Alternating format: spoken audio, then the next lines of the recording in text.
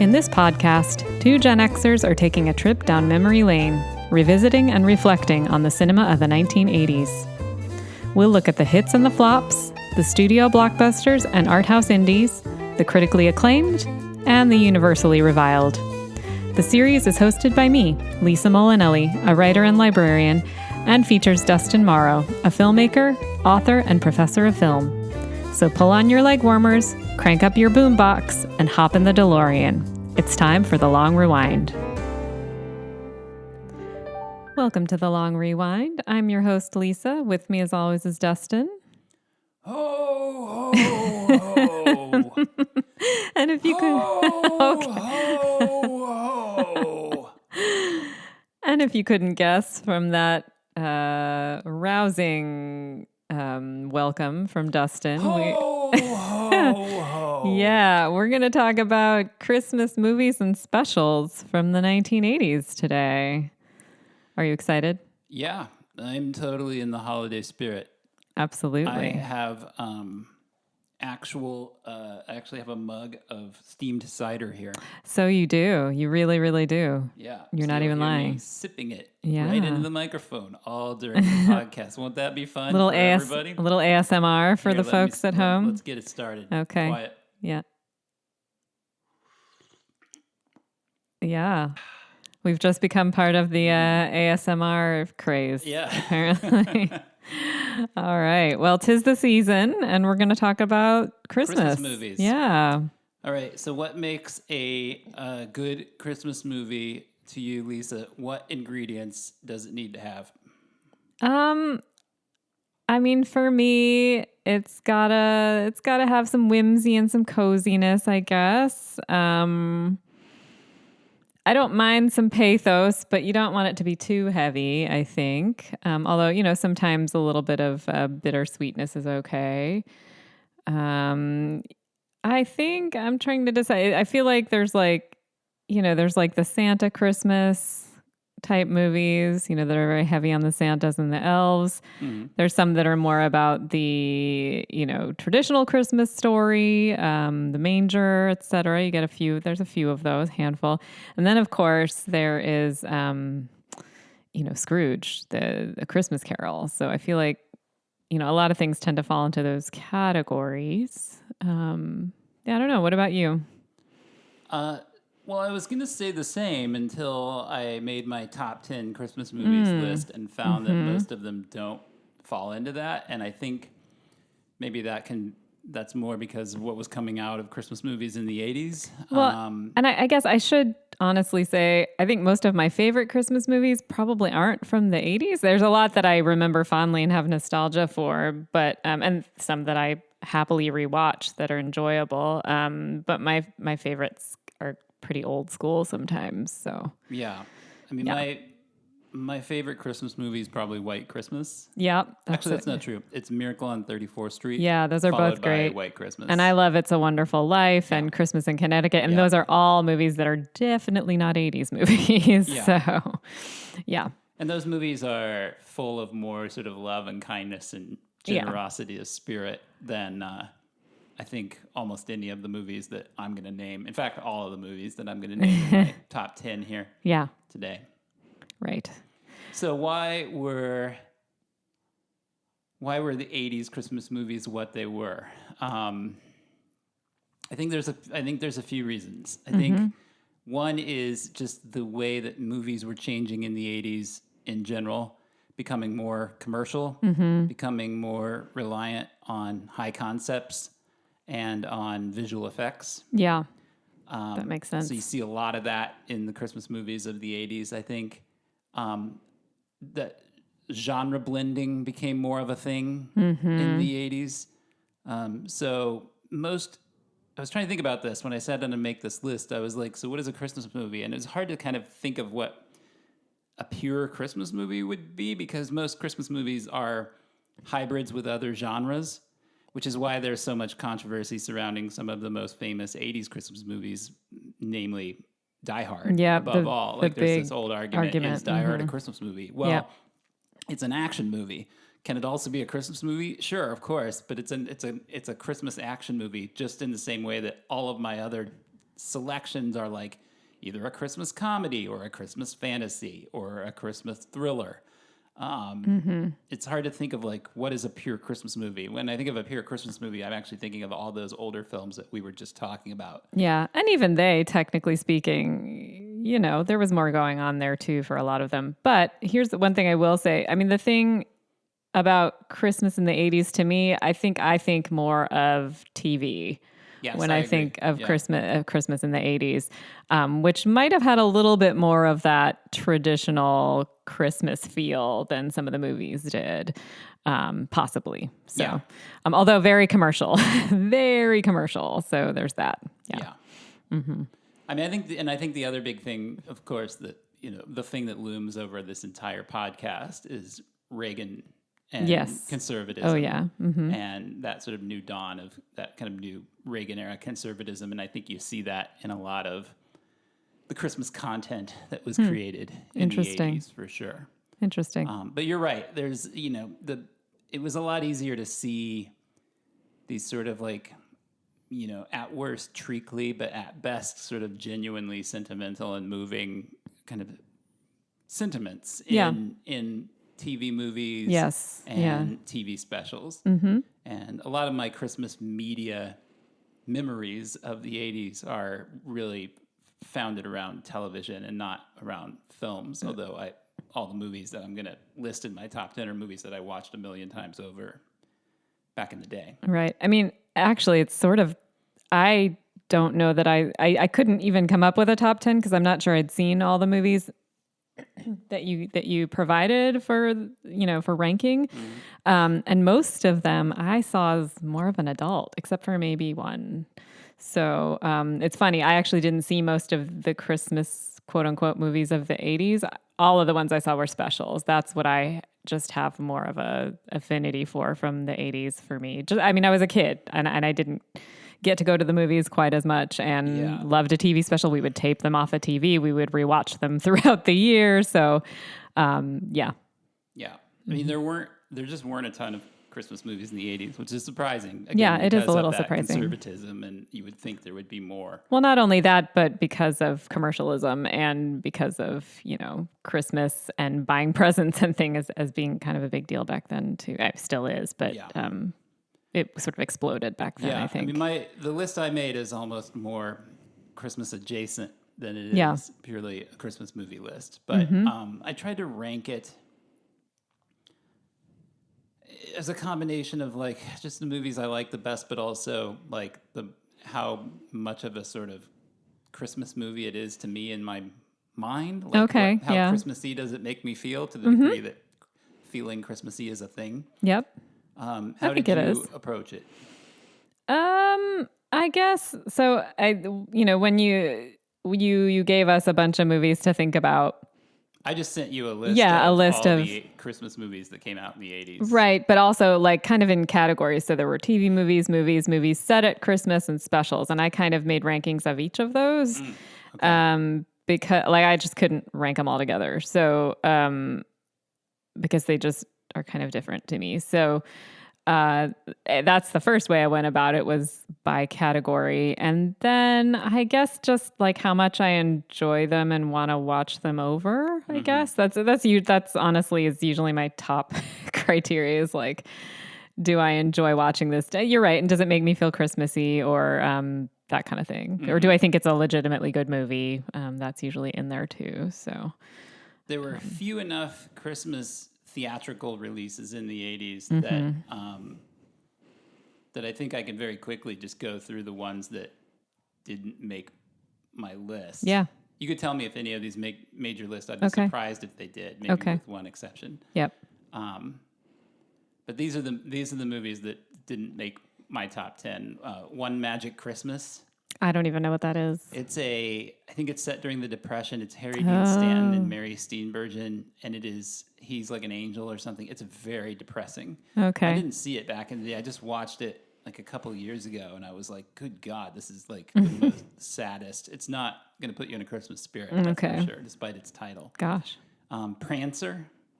Yeah, I heard of it, but never saw it. Yeah, I was too old for that movie by the time that came out in 1989. Oh, I think it's like I don't know who's in it. Is it Thora Birch or somebody? Isn't it?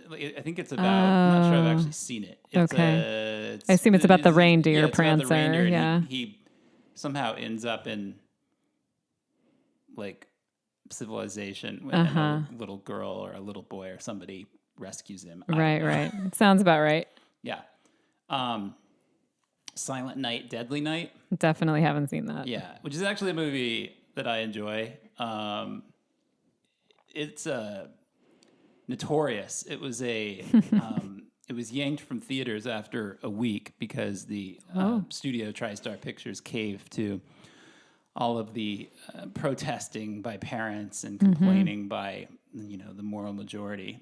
Gene Siskel said it was one of the most contemptible movies ever made. I think he and Ebert even did an episode where they're just essentially reaming on this movie, calling it immoral and unethical and all this. But Mickey Rooney wrote a letter saying that the scum who made this movie should be run out of town. Whoa, wow. There was an organization that formed against it called Citizens Against Movie Madness, who picketed the theaters with signs that said stuff like "Save Santa" on it. It's actually not about a killer Santa Claus. It's about a crazy man who ends up in a Santa Claus outfit who goes around killing people. A young guy, actually. Okay. There are killer Santa movies. Yeah, I'm pretty sure. Right? Silent Night, Deadly Night was certainly not the first killer Santa movie. Oh, really? There it wasn't? Been others. Okay. Silent Night, Deadly Night came out in 1984. There were killer Santa movies back in the 70s. But it had a TV commercial that aired during prime time. And it had a very memorable poster with a snowy chimney with a shiny axe in Santa's hand coming out of it. Right. Evocative. So it was more that it was sort of, and it was produced by a big studio. And so it was more that it was promoted. Yeah. And people knew about it. Known about that made it this big deal. But it wasn't a particularly original idea. But it has all these, I'm not a fan of slasher movies, but it does have there's a sense of fun about it. Some of the murders that the guy commits are Christmas themed. Sure. Like a guy going down the hill on a sled and he leans out of an evergreen tree and chops the guy's head off, and then the sled keeps going, and the headless body goes down the mountain on the sled. So it's, I mean, it's ridiculous. It's almost so stupid it's impossible that anybody could really take it seriously. So it didn't make any money in the theaters because they pulled it so quickly, but it was because of all the free publicity it got. Of course. It was a big hit on video, and they ended up making like 5 or 6 of them. No surprise there. Yeah, I mean, I'm not much for slasher movies either, and a Christmas slasher movie would be a real hard sell for me, probably an impossible sell. So it wouldn't put me in the Christmas spirit, and you do kind of want that from your Christmas movies. So to me, but hey, whatever. I get the appeal. Yeah, I'll put in a plug if people... If anybody's interested in the killer Santa subgenre, which has become huge. Sure. There's actually, I should have put this in my top 10 because this is actually a really interesting movie. Okay. There's a 1980 movie. For some reason, I didn't put it on my list because I thought it was a 70s movie because it feels like a 70s movie. But I just looked it up while you were talking, and it's actually 80. It's a movie called Christmas Evil. Oh, it's a good title, to be fair. Which is about a guy the actor is... Fiona Apple's father, actually. Really? Who's her father? Good question. I can't remember his name. Sorry. He's like a character actor. Okay. Doesn't look like a guy that would play a lead in a movie. Okay. But anyway, he works in a factory, and I think he gets laid off. He snaps. And he goes crazy and thinks that he is Santa. Oh. So he glues a beard to his face that he can't rip off. And he's actually sets out into the city to try to commit good deeds, but he's so unstable that things tend to go wrong, and he ends up in confrontations with people, which turn ugly. That's actually kind of interesting. It's very interesting. Yeah. It has a very, very bizarre mood and feel to it. Yeah. It's a very low-budget independent film, and it has one of the all-time great endings that I've ever seen, period. Like an ending that truly you're like, what did I just see? Oh my goodness. What just happened? The last 30 seconds of this movie are wild. Okay. But yeah, it's a real slasher fans will not like it. It's not like a lot of the Killer Santa movies. It's far more indie and Sounds dramatic. like it has ideas and points to get across, maybe. Yeah. Yeah, but it's for people that are interested in sort of risk-taking oddball cinema. It's worth a look. That's so interesting. So yeah, Silent Night, Deadly Night. Okay. The second of which, of course, gave us the immortal Garbage Day. Oh, that was the second Silent Night, Deadly Night? Okay. Silent Night, Deadly Night 2 is the first, it's like an 80-minute movie, maybe. And the first 45 minutes are clips from Silent Night, Deadly Night from the first movie. Classic. Yeah.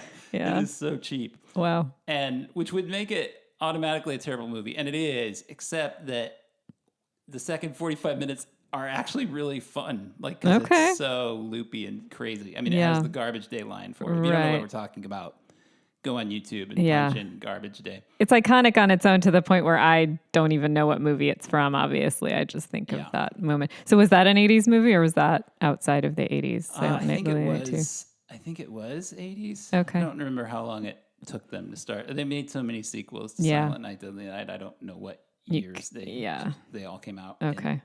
And then like a handful of Christmas adjacent movies, Vice Versa, which was one of the body switching movies. Yeah, I never saw that. With Judge Reinhold and Fred Savage. Right.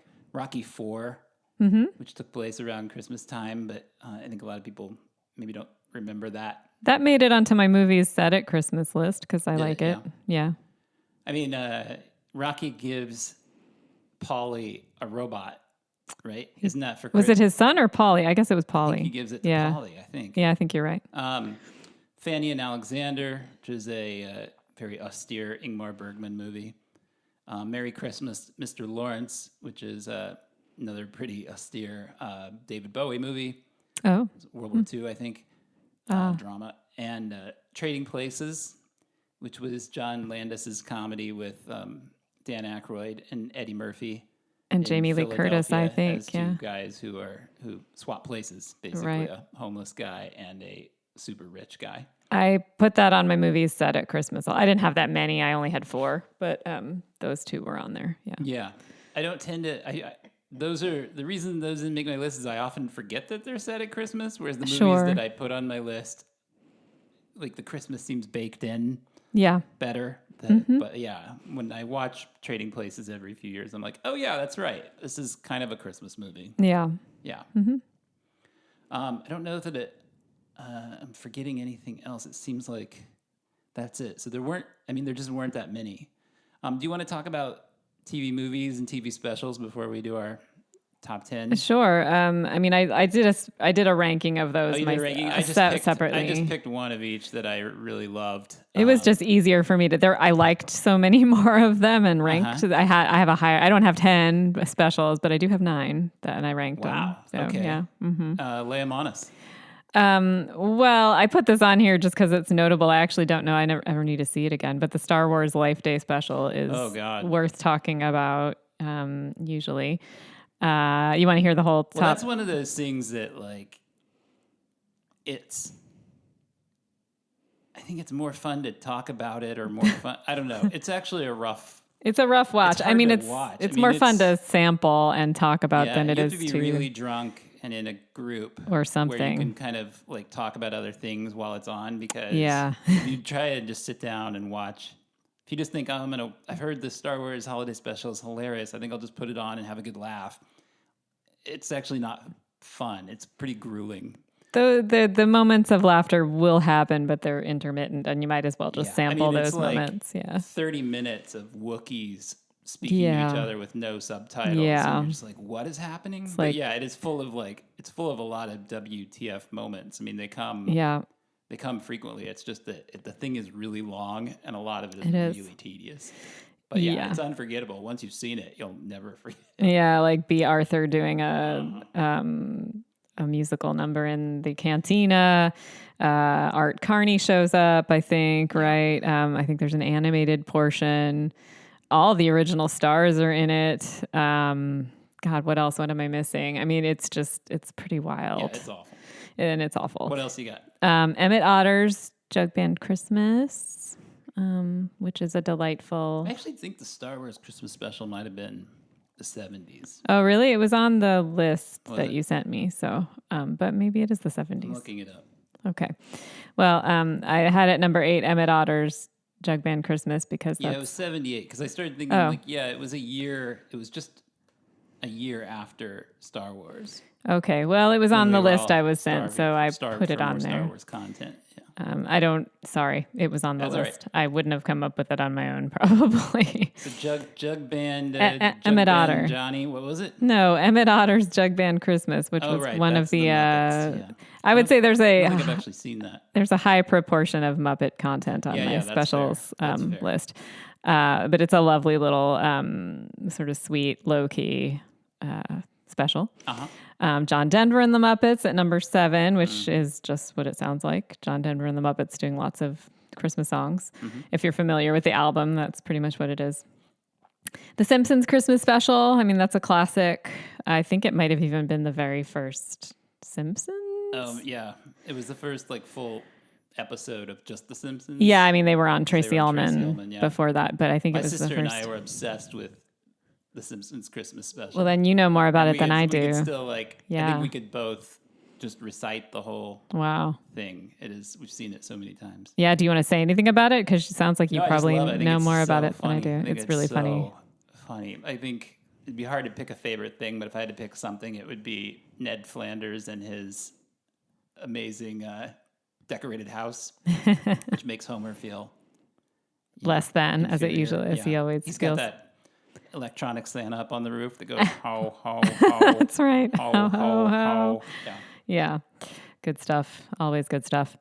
And then the next one is one that my brother and I were obsessed with. It was the California Raisins Christmas special. Yeah, I remember seeing this. I don't remember anything about it, but I remember It was it also being a big deal. It was also kind of impossible to see for a very long time until I think you could finally see it on YouTube. But my brother John and I were obsessed with it. You know, it was Will Vinton, stop motion claymation animation. And it was mostly similar to many Christmas specials. It was like a bunch of sort of claymation music videos of Christmas songs with sort of a loose narrative thread connecting them. Right. And I think What was the plot of the I Christmas- don't. I mean, the California again, Raisins Christmas special? there was a framing device, so I don't really remember that there was a particular plot. It was just kind of a lot of wackiness. Yeah. One of the things we were most obsessed with was the version of We Three Kings, because it had this part of it that was sung by some jazzy camels, and we thought it was just the funniest thing we'd ever seen. So Yeah. it's just something we loved.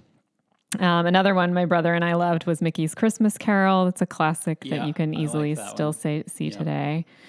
Very sort of heartwarming and classic Disney. Mm-hmm. This one was one of my favorites that we had on VHS, and we taped it off a TV on VHS, I should say, and watched it over and over. Was The Christmas Toy, which is another Jim Henson production. Didn't have Muppets in it, but it was all puppets.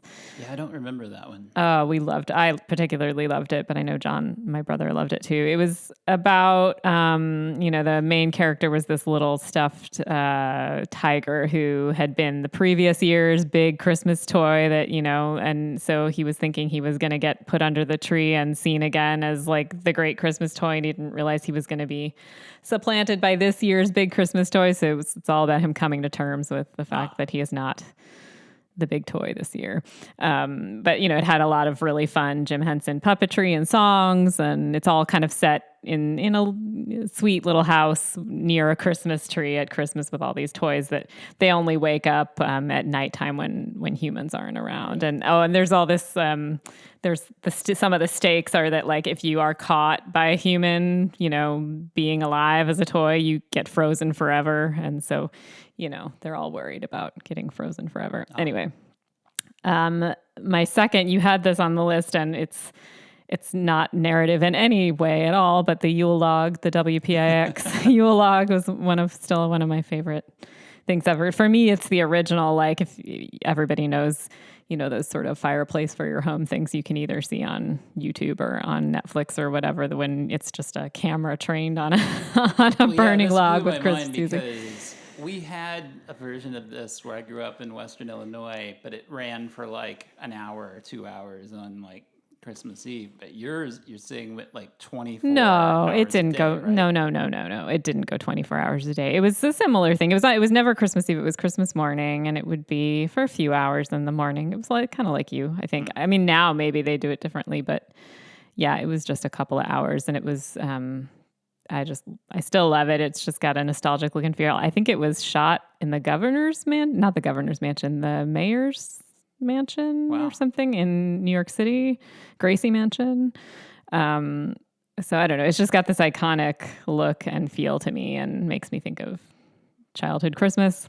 Now we all dial up Fireplace for Your Home on Netflix. Yeah, we do that. And there's so many versions of this now. Did I ever tell you about how I read about the guy that made that? I think he lives in like suburban Seattle. Okay. His name is George Ford, I believe, right? Yeah. He displays his name very prominently. Very prominently at the beginning. But yeah, apparently like he nearly drove his wife crazy because he was so obsessed with getting the perfect fireplace shot, and he shot like 1 million hours of fireplace footage, and was like, that's all he was doing all day, every day. And it was just like, apparently his wife nearly divorced him, according to him. And wow. I mean, hats off to him for working that hard on it, because you think, you just point a camera at a fireplace, right? But when I saw the first time I saw that, like, that Fireplace for Your Home was in the Netflix top 10, I was like, so that guy is like what, a millionaire because he thought to point his phone at a fireplace for an hour? Like, why didn't I think of that? What am I doing, like putting like work and thought into my films when I could just film a fireplace for an hour and get rich? I mean, it sounds like it took more effort for him, at least, than that. But who knows? Maybe that's his story, because he wants us to think that, I don't know.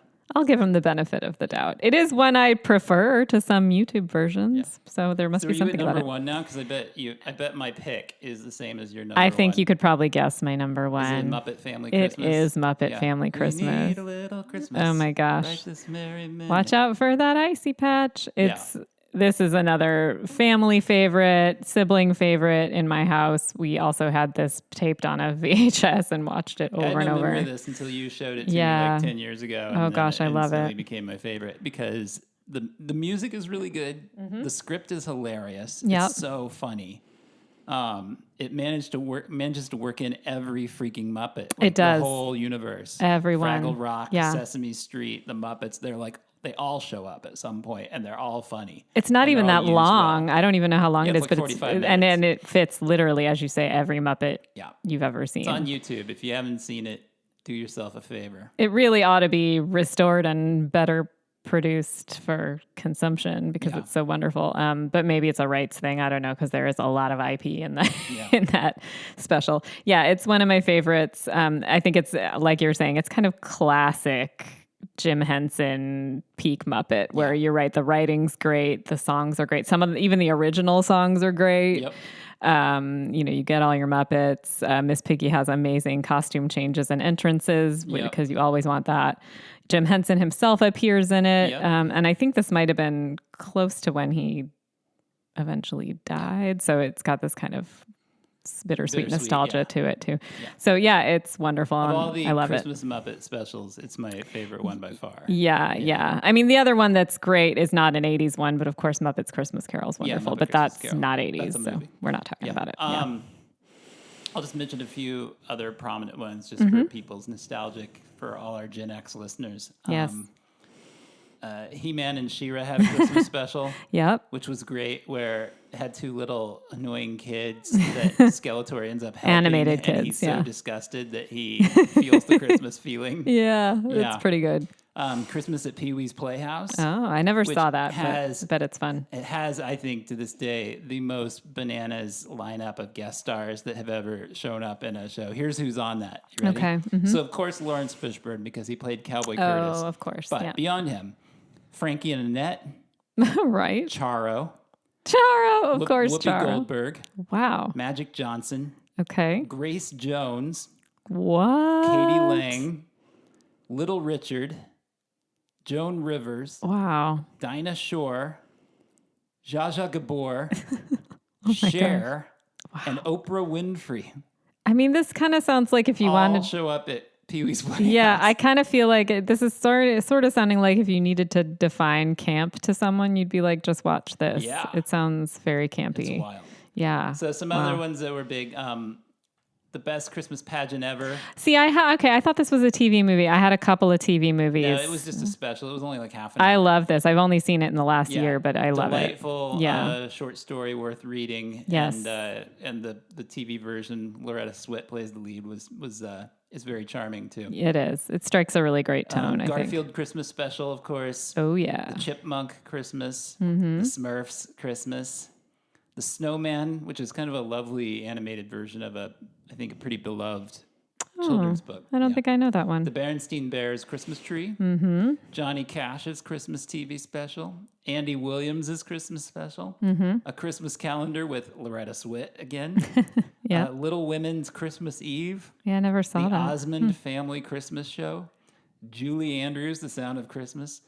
Pinocchio's Christmas, The Leprechaun's Christmas Gold, The Grinch's The Cat in the Hat, which I guess is somehow a Christmas special, The Cabbage Patch Kids Christmas. Surely I watched it, but have no memory of it. The Life and Adventures of Santa Claus, The Little Troll Prince, Mr. Kruger's Christmas. That was Jimmy Stewart. That was made by the Mormons. Oh, interesting. Yeah. Okay. And Carol Ballard, the director of Wind and... Never Cry Wolf and The Black Stallion did a version of The Nutcracker. Oh, okay. Which I can't remember, but I'm sure is lovely because he's a great filmmaker.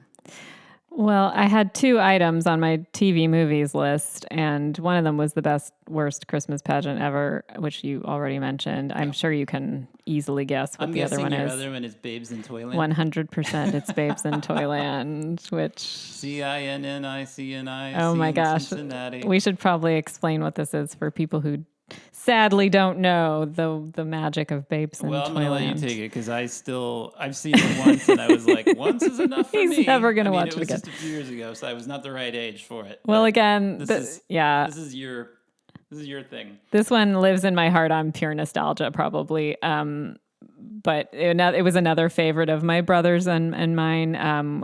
Also taped off of TV, VHS. It is, I don't know what year it is. Do you have 86. The year? 86. Okay. And it is clearly an extremely low budget. I think probably shot in Canada, no, it was shot in like Italy. It was shot overseas somewhere, very cheap. It stars, are you ready for this? Drew Barrymore. And Keanu Reeves. A young Keanu Reeves. And Pat Morita. Pat Morita, Eileen Brennan, Richard Mulligan, and the other 2, Googie, what's his name? Googie Gress, is that his name? Googie. His name, this is his actual name, I'm not making it up. Yeah, and I know what you're talking about. The other gal in it is also, she was in other things, I'm sorry, sadly I can't remember her name, but anyway... it is. This is riveting podcasting. It is about. The other girl in it is. Well, I thought maybe you would name. You might. Well, you might remember her name. That's why I'm. Yeah, I don't remember it. So anyway, it's set in like modern day Cincinnati, and has the last time I read. Well, at the beginning, it's got a framing device. So at the beginning, it's in modern day Cincinnati, and then Drew Barrymore hits her head, and then like Wizard of Oz style. Travels to Toyland, where everybody she knows is a character from a fairy tale or like a Mother Goose story. And, she's trying to save the character that's essentially played by her sister from having to marry Richard Mulligan. It's really weird. It's super weird, super cheap. Yeah. I'm not explaining it very well. So I guessed yours. Can you guess mine? Your favorite? My favorite 80s Christmas TV movie. I'm not sure that I can. Really? No. Yes, you can. You don't. It's The Night They Saved Christmas. Oh, I forgot that was a TV movie. That's right. Heck yeah.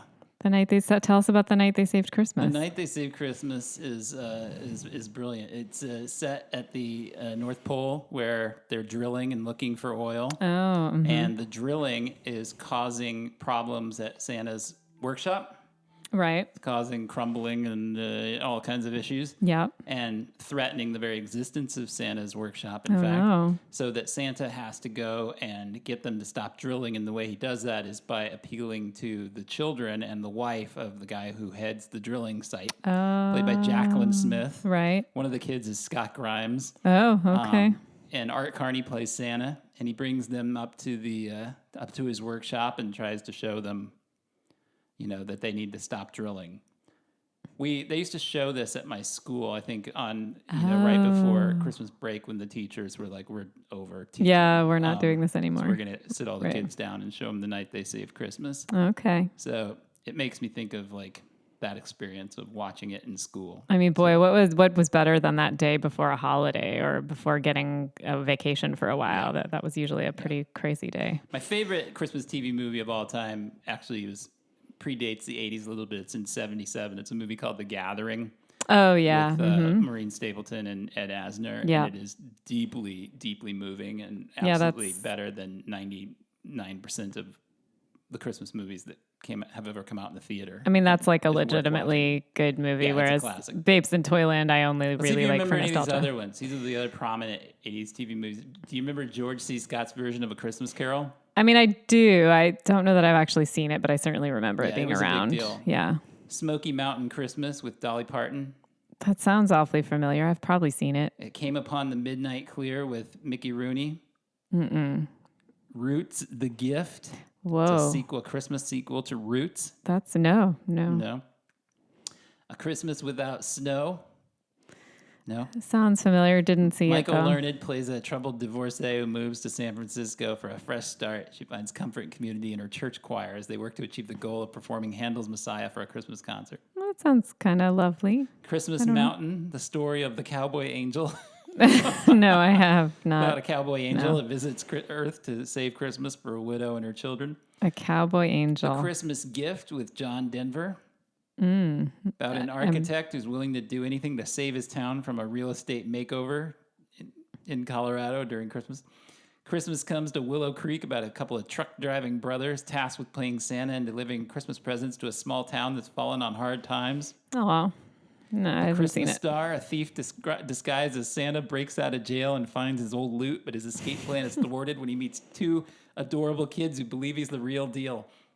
These were like, this is so, every sitcom and for that matter, hour-long drama from the 80s had a Christmas episode too. Yeah. And they all had like plots like this. Yeah. These are ridiculous plots. Do you remember A Very Brady Christmas?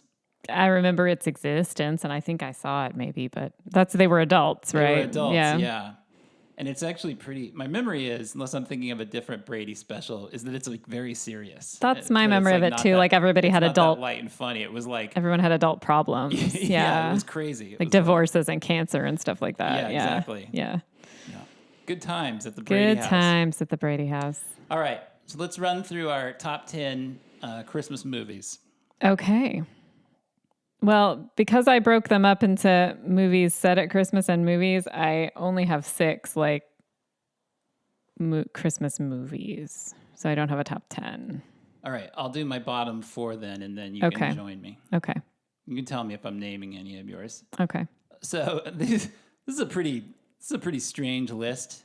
The fact that these movies are together, it's like the only thing binding any of these movies together is the fact that they are all Christmas adjacent. Yeah, that's true. So, but again, I was sort of going off movies that I just associate with Christmas, which is why, again, like Trading Places, which is a better movie than at least the bottom 4 of my list, didn't make my list. I think that's really important to a Christmas movie, though, right? Is it has to have a strong association. Of course. Yeah. When you're in a Christmas mood, like what do you put on? Yeah. So if you want a science fiction Christmas, my recommendation is a low-budget movie called Trancers. I had this on my movies set at Christmas. I really like Trancers. It doesn't make me think of Christmas at all, but I like it. Yeah, produced by Charles Band. It's an extremely low budget, like zero budget movie with Tim Thomerson and a very young Helen Hunt. Yeah.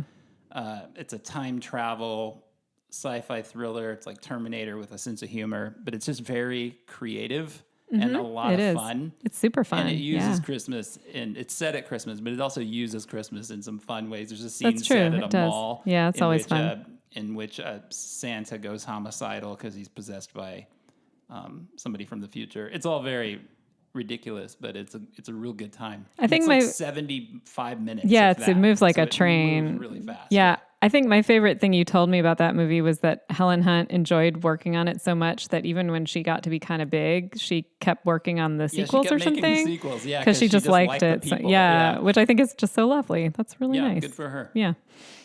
My number 9 is Ernest Saves Christmas. I had that on my legit Christmas movies list. It's the only Ernest movie that I can watch that I find watchable. It's the only one I've ever seen. Yeah, yeah. But I find it legitimately funny, especially like the first 15 minutes I think are hilarious. I remember going to see this with a friend of mine,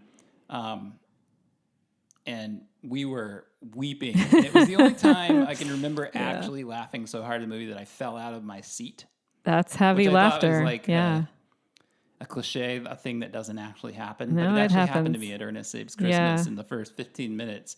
My friend and I were laughing so hard that I was dislodged from my theater seat. That's an excellent memory. Yeah. Yep. My number 8 is a legitimately bad movie, but I like it. So I don't care. It's Santa Claus the movie. Santa Claus: the movie, which was made by the Salkinds, who Alexander and Ilya Salkind, who produced the Superman movies. Oh, yeah. And thought they could do for Santa Claus what they did for Superman. And so they sunk an obscene amount of money. This was one of the most expensive movies ever made at the time that it came out in the mid-'80s. Yeah, wow. Into making this big budget Santa Claus movie that looks cheap and tacky and crappy. It stars Dudley Moore as Patch, who is Santa's lead elf. John Lithgow is the villain, having the time of his life, absolutely twirling his mustache. He can twirl a mustache, that John Lithgow, when he wants to. Yeah. And, I think kids would like it still, even. I think if you discover it when you're a kid, then it's fine. If you've never seen it before and watch it today as an adult, you're going to be like, what am I looking at? You might still enjoy it just because it's so insane. This movie was actually voted in this big poll in Great Britain by the Brits as the best Christmas movie of all time. Wow. Which is pretty wild. Over It's a Wonderful Life and Miracle on 34th Street. Makes you wonder what the Brits are smoking. I mean, they have some really interesting Christmas traditions they do, there. Yeah. So Flash Gordon is a Christmas movie over there. Yeah, because they just... I think it just shows on TV every Christmas. And so, like, a whole generation of Brits grew up watching Flash Gordon on... I don't know if it was Christmas Eve or Christmas Day, but they just grew up loving it. I think they even they have an interesting tradition of like Christmas Day specials there. I think like the Beatles' Magical Mystery Tour maybe showed on Christmas Day, which again, not at all a Christmas movie. They also had a show or a series of made-for-TV movies every year called Christmas Ghost Stories, where they would they're really into that. Yeah, the BBC would make a scary movie and show it on Christmas Eve. Ghost stories are a very like traditional British thing. I think. Of course, yeah. Christmas Carol, the greatest ghost story of all time. Yeah, true. Yeah. My number 7 is Gremlins. I had that on my Christmas movies list too. Where do you have it? Well, out of 6, I had it at 5. Ernest was 6, and Gremlins was 5. Gremlins is great. Gremlins has got a real dark. Mean streak running through it. A real kind of dark sense of humor. Yeah. It was actually originally like more graphic, the original script. Yeah, like the Gremlins killed Billy's mother and took her head off and threw it down the stairs at him. Whoa. Yeah, that's intense. But there's that whole scene now that she has, the mom, and that has the best scene in the movie where she dispatches of all these gremlins in the kitchen. Oh, fun. She blends one. She microwaves one. Oh, my. Yeah, uses every kind of all the implements and implements of the appliances. kitchen, Yeah. to dispatch gremlins. It's been a while since I've seen it. I don't remember it super well, but it's a fun movie. Christmas movie. The gremlins go caroling at one point. Oh, do they? It's ridiculous. Yeah. Yeah. All right, so what's your number 6? You can join me now. Well, my 6 was Ernest Saves Christmas, and my 5 was Gremlins. Okay. So Well, my number 6 is Lethal Weapon. I had that at number 4. Same order. Lethal Weapon, written by Shane Black, who has made a career out of kind of juxtaposing Christmas with his genre movies. So The Predator, Kiss Kiss Bang Bang, Iron Man 3, The Nice Guys are all set around Christmas. Yep. Like Die Hard, Lethal Weapon is, of course, an action movie first and a Christmas movie second, but it's got a lot of Christmas stuff in it, and it might actually have more Christmas stuff than Die Hard does, even. Yeah, I mean, Christmas plays a relatively big role in it. Yeah, I would say. Yeah. Also set in Los Angeles, like Die Hard. It's funny because it's the talk is always about Die Hard, and I will say Die Hard is a better movie than Lethal Weapon, not by much, but it is. They're quite similar. Yeah. But Lethal Weapon to me feels almost more Christmassy than. Yeah, I would say so. I mean, the movie has Darlene Love in it. It does. Yeah. It's true. So, yeah, I mean, it's very, there's a action scene near the beginning set in a Christmas tree. Oh, a Christmas tree lot. Yeah. Christmas tree lot. It opens with Jingle Bell Rock playing over the titles. Yeah. And you're always in Danny Glover's house, which is all dressed up for Christmas. Yeah. My number 5 was the aforementioned Die Hard. Okay. I mean, I had it in a tie for number 2 on my 6 slot list. So, yeah. I mean, it might be, after Aliens, the second best action movie of the It's 80s. a fantastic action movie. Yeah. Movie. It was released in July. Yeah. Bruce Willis is on the record as saying it's not a Christmas movie. I don't honestly think of it as a Christmas movie either. A lot of people do. The screenwriter of it says it is a Christmas movie. Interesting. It's not just that it opens with Christmas in Hollis, that there's a Christmas party at the center of it. Yeah. That it ends with Let It Snow. There's also all of these little jokes all the way. I mean, he puts that sign on the terrorist. I have a machine gun too. Ho ho ho. Oh, there's all these little kind of like Christmas Easter eggs all the way through it. Well, and if you think about, tell me why you think it's not really a Christmas movie. I don't know that I have a good argument for it. It's just that I never ever thought of it as something to watch at Christmas. Would not have come up with that on my own unless I heard other people were doing it. It just does not occur to me. So I think it's just personal whatever, but I love it. I think it's a great movie. I'm happy to watch it at Christmas, but it doesn't give me any Christmas feels particularly. I don't feel cozy when I watch it, but I love it. I think it's great. Although, I could make the argument that it does have sort of a Christmassy premise. One of the premises in a way is Bruce Willis's character, he's estranged from his wife and his family, and he's trying to get them back, kind of, which is sort of a Christmas movie. Yeah. A common Christmas movie premise. So if you strip out all the action stuff. And if you think about it, Lethal Weapon is about It's a Wonderful Life. Yes, is about a guy who's true. so depressed that he wants to take his own life. Yeah, and then he learns. End of the movie, realizes that he has value. His to life these is people worthwhile. That he has grown to kind of love. So true. So they both have these movies end with these sort of pretty sentimental. Yeah. Bruce Willis walks off with, he's made a new friend in Reginald Bell Johnson. That's right. And he walks off with his wife as, that they've kind of reconciled. There's a reconciliation there. Starts to play. Yeah, I mean. And then Lethal Weapon ends with Mel Gibson, dropping off the bullet that he was going to use to kill himself at Danny Glover's house. And then Danny Glover runs out and invites him in to join them on Christmas Eve. Dinner or whatever. Yeah, it's true. I think when you really strip away a lot of the action stuff, both of them have a really Christmassy heart. So, sure, it's a Christmas movie. Why not? Yeah. What's your number 4? My number 4 was Lethal Weapon. Yeah. What was your number 4 is Scrooged. Oh, yeah. I had that on my list too. Which is a very 80s Christmas movie. Very this was another thing that started, it seemed like, to emerge in the 80s, although certainly they were doing it as far back as Miracle on 34th Street. But in addition to being more commercial, there was more kind of critique of being commercial, which is a large part of what Scrooged is about. Bill Murray plays a TV executive who is very cynical. I mean, he's the 80s Scrooge, right? Yeah, he's the 80s Scrooge. Yeah. Scrooge. And, but instead of being like a money lender, he's a TV executive who puts on kind of the worst kind of cynical claptrap on his network. Yeah. And of course, is bitter because he's lost this woman that he loved and has had a kind of rough time in his life, and melts in the traditional Charles Dickens fashion. Yeah, I mean, all the beats of the Christmas Carol are there. You have all the ghosts, and he sees his, past issues and difficulties, as they align with Christmas. Yeah. And this was directed by Richard Donner, who also directed Lethal Weapon. He and Bill Murray apparently did not get along. Oh. Murray was reportedly so miserable on the set that,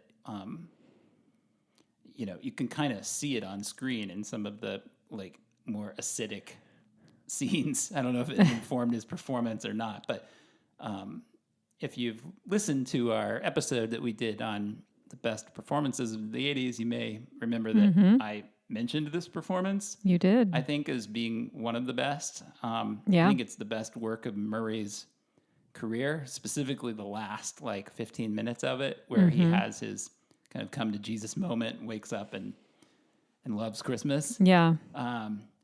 I find that last scene really effective. I think it's really, really moving. It is really moving. Yeah. And the movie is kind of beautifully shot, and Karen Allen is wonderful in it. And it just has kind of the Richard Donner magic waved over it. Yeah. Just something that he could do as a filmmaker. I think because he worked in so many different genres. Not that he's not celebrated. People love a lot of his movies, The Goonies and Superman, Lethal Weapon, Lady Hawk. But because he worked in so many different genres, he never kind of developed the identity that a filmmaker like Martin Scorsese is going to have, right. or Steven Spielberg even. But he was really good, and there was a certain kind of warmth to all of his movies. Yeah. Even something like Lethal Weapon, which is a dark action movie for the most part. But there's quite a lot of warmth. Yeah. It's true. Yeah. So I think it's a great movie. My number 3 was Funny Farm. That was my number 1 movie set at Christmas. Yeah. So Funny Farm is not until the last 20 minutes a Christmas movie. That's right. The reason it's on my list at all and so high on my list is I think that maybe the last 20 minutes of it are my favorite 20 minutes period of Christmas movie content. It's so funny. So it's a movie with Chevy Chase plays a writer from New York who moves to the country to write a novel and has a terrible time of it, and is in this really eccentric, terrible town full of misanthropes and weirdos and horrible people. It's a town exactly the opposite of what you would think you would get going to a cute little small town in New England. It's a town that seems charming until you actually live in it. Yeah. So he and his wife, it destroys their marriage. That's how horrible it is. And they decide to get a divorce, and they're going to sell their house. And they get the whole town together and often offer to pay the inhabitants of the town if they will pretend like they are people from a Norman Rockwell magazine ad. Yep. So they distribute the Norman Rockwell magazines. Yeah, the covers. When these couples come to tour the house and think about buying it, you are to look wholesome. And the town goes way overboard. Because they want the money. They want to get paid. Money, yeah. Yes. And so they create this fake Norman Rockwell town. It's incredible. That is just, you have to see it to believe it. And I still think it's one of the funniest things I've ever seen. And I'll pop in Funny Farm sometimes just to watch the last 20 minutes. Frequently. I just think it's so funny. And it's such a funny, because it's all set around Christmas. That ending part. Yeah. Yeah. Funny take on the Norman Rockwell Christmas. Yeah. Yeah. It's like what's the word? Like a real kooky, screwed up Norman Rockwell Christmas. So what was your number 3? My number 3 was A Christmas Story. Okay, I had this at number 1. I figured you probably would. I know you love A Christmas Story. Yeah. Yeah. My number 2 was Christmas Vacation. Was yours somewhere, or was that on your list? I had that actually tied with Die Hard for number 2. So same as you. I'm confused. So what's your number 1 then? Is Scrooged. It's Scrooged. Okay. Mm-hmm. Yeah. So we had the same movies. We had them just kind of mixed just around. Sort of different. Yeah. Christmas Vacation's a big deal. Still a big deal. Christmas Vacation is hilarious. Great John Hughes script. Mm-hmm. Maybe the last truly great John Hughes screenplay. Just funny as hell. Maybe funny. Maybe Still pound so for funny. Pound, the funniest vacation movie, even though I prefer the first one, will always be my favorite. But just in terms of like jokes, it's very funny. Yeah.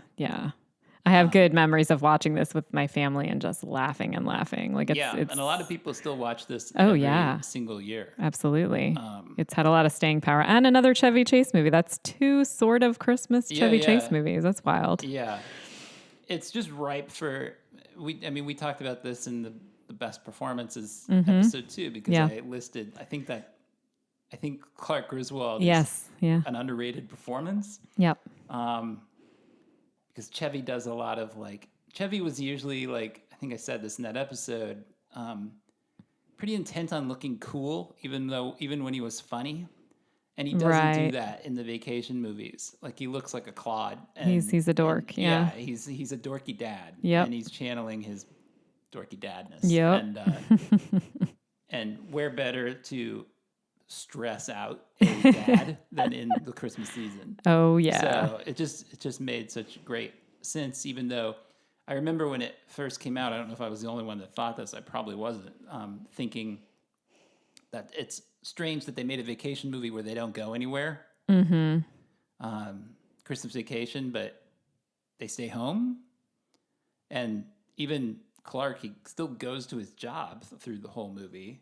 And so Clark doesn't really ever go on vacation at all. I mean, the kids are on vacation from school, and I suppose the parents come to stay with them for a few days, and that's kind of a vacation. But there's no real vacationing happening. Of course, when you put it that way, though, and you talk about Clark Griswold and the iconic dad at Christmas thing, that's exactly it, right? The dad doesn't get a vacation at Christmas. Everybody else does, but not him. Yeah.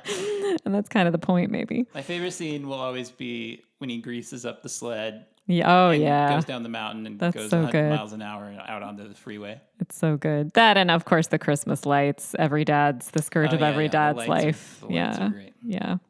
And the cat in the tree. I mean, there's so many good moments. Yeah. Well, and his meltdown at the end. His meltdown. Yeah. His Christmas bonus. Yeah. Oh, it's good. I'm sure everyone listening has seen it, but if you haven't, do yourself a favor. It's I'm sure everybody's super fun. Yeah. And Christmas Story was my number 1. Mm-hmm.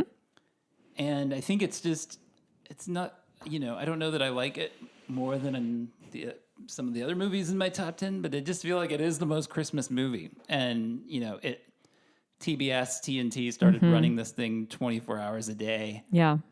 Some years ago, and you just can't help but see it. And it's sort of like the movie itself is about nostalgia. Mm-hmm. And even though it's nostalgic for events that happened in the 50s and 60s, it's not, so it's not our nostalgia. It's our parents' nostalgia. Yeah. We can have nostalgia for the film itself. Mm-hmm. And the film is semi-subversive in a lot of ways. Yeah, I think it is. Absolutely. I mean, the ho, ho, ho that I was quoting at the beginning of our episode here, that whole scene where the kid goes up and he gets tapped in the face by the mean Santa and sent down the slide. There's some pretty dark stuff. And there's quite a few of those moments in that movie. Story, yeah. Some of that's from the great Gene Shepard's writing. Yeah.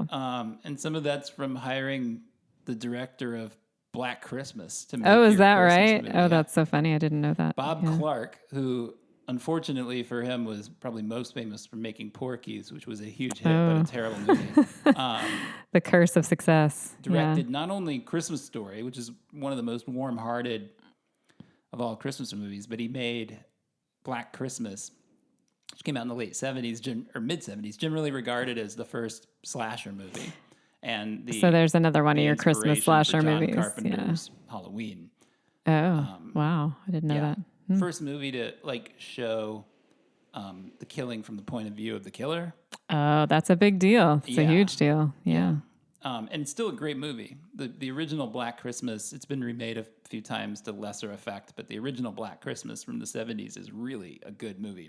Still very effective to this day. It would be on my list if we were making an all-time Christmas movies list, but it came out in the 70s. But yeah, it's funny that guy that made...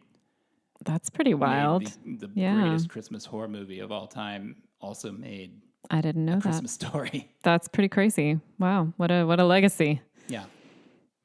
But Christmas Story, it is a Norman Rockwell painting in some ways. It's the stuff from the ending of Funny Farm done with sincerity. Although, but it does have that undercurrent, right, of reality and the stuff that's not good. Ways. And so it is, but it isn't, right? Because Norman Rockwell paintings aren't remembered for subversion in any way. So yeah.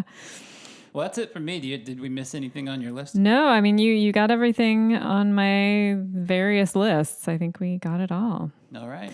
The only other thing I'll say about Christmas in the 80s is the Sears Wish Book. Who remembers that? I just have to bring that up as it's not a movie, but it was a big part of Christmas in the 80s, at least for me. I don't remember getting an actual... You mean the whole Sears catalog? Yeah, the big Sears catalog. I remember getting, they each had them. Like I remember JCPenney, Montgomery Ward had one, and the back always had the toy section. Just hours poring over that stuff, right? Yeah, it's how I decided what to put on my list. Me too. Going through those catalogs. It was just a piece of nostalgia I had to squeak in here before we went. Looking through those catalogs was very 80s for me. Yeah. So. Yeah. Yep. All right. Well, thank you for listening, everybody. Have a very merry holiday. Yeah, have a wonderful holiday, and we'll see you in the new year.